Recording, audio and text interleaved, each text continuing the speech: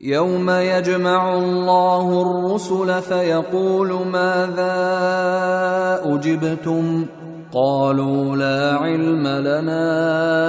إنك أنت علام الغيوب۔ وہ دن یاد کرو جب اللہ تمام رسولوں کو جمع کرے گا اور کہے گا کہ تمہیں کیا جواب دیا گیا تھا۔ وہ کہیں گے کہ ہمیں کچھ علم نہیں، پوشیدہ باتوں کا تمام تر علم تو آپ ہی کے پاس ہے۔ اذ قال اللہ یا عیسی ابن مریم اذکر نعمتی علیک وعلی والدتک اذ ایدتک بروح القدس تکلم الناس فی المہد وکہلا وَإِذْ عَلَّمْتُكَ الْكِتَابَ وَالْحِكْمَةَ وَالتَّوْرَاةَ وَالْإِنْجِيلَ وَإِذْ تَخْلُقُ مِنَ الطِّينِ كَهَيْئَةِ الطَّيْرِ بِإِذْنِي فَتَنفُخُ فِيهَا فَتَكُونُ طَيْرًا بِإِذْنِي وَتُبْرِئُ الْأَكْمَهَ وَالْأَبْرَصَ بِإِذْنِي وَإِذْ تُخْرِجُ الْمَوْتَى بِإِذْنِي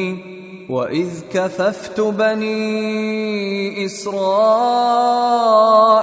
عَنْكَ إِذْ جِئْتَهُمْ بِالْبَيِّنَاتِ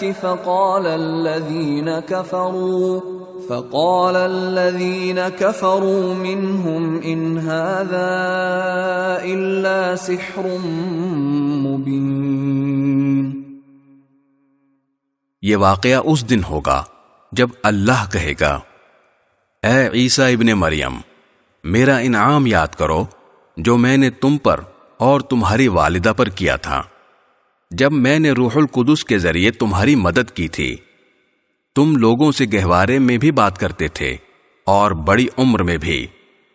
اور جب میں نے تمہیں کتاب و حکمت اور تورات و انجیل کی تعلیم دی تھی، اور جب تم میرے حکم سے گارا لے کر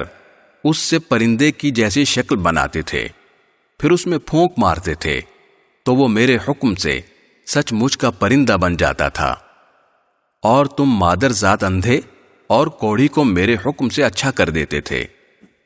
اور جب تم میرے حکم سے مردوں کو زندہ نکال کھڑا کرتے تھے، اور جب میں نے بنی اسرائیل کو اس وقت تم سے دور رکھا